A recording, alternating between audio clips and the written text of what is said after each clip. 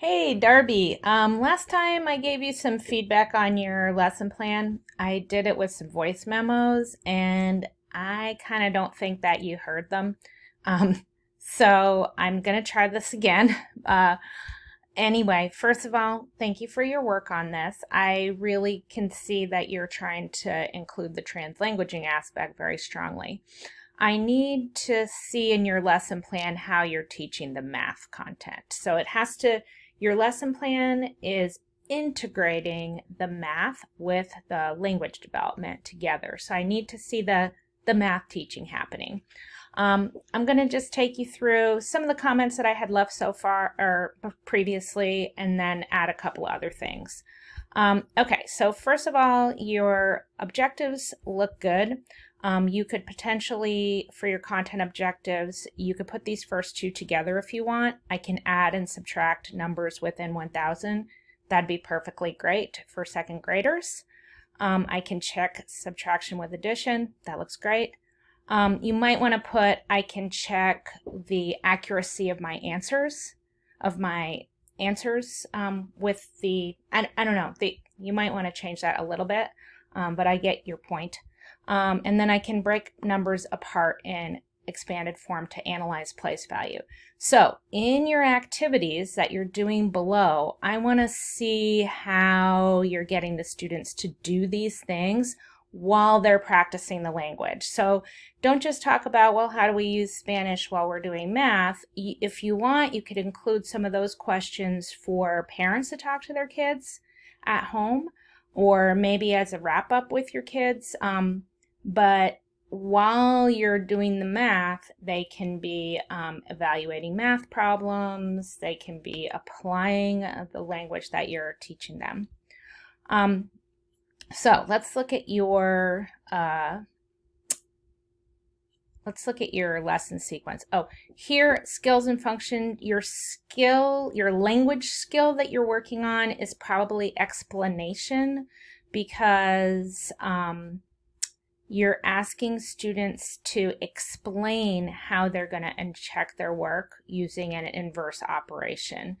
So maybe this language of inverse operation is what we want here. I can use inverse operations to check my work in subtraction and addition, or something like that. Okay, so the lesson plan itself. So first of all, you're saying you're going to remind the kids that they've been doing this standard all year. Tell me how that's going to look. Are you going to say, hey kids, why haven't you learned this yet? No. You might introduce your objectives somehow. You might begin by discussing a problem. So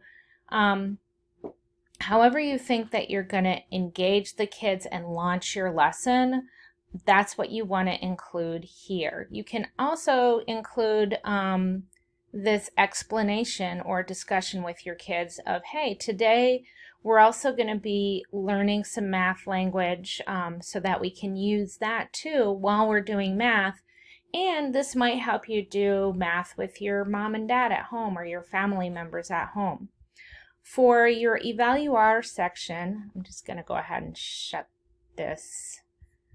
For your Evaluar section, Evaluar relates to getting your students to evaluate the content. In your case, like in our TLC text, it's often related to evaluating different points of view.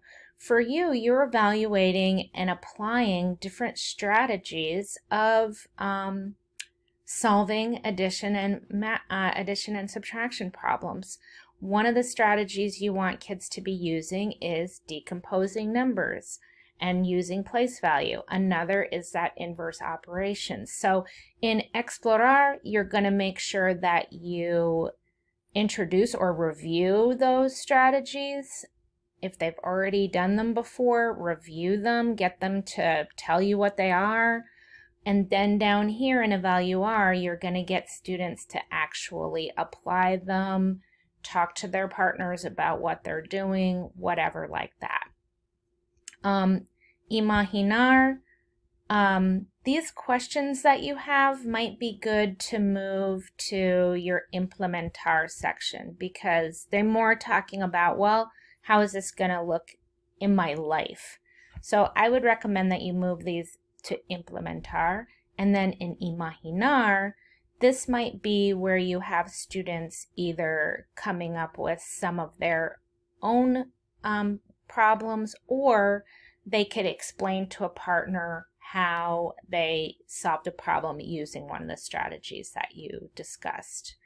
Presentar could also be a good place to have students present their work to the class or present it to a group or a peer and get feedback.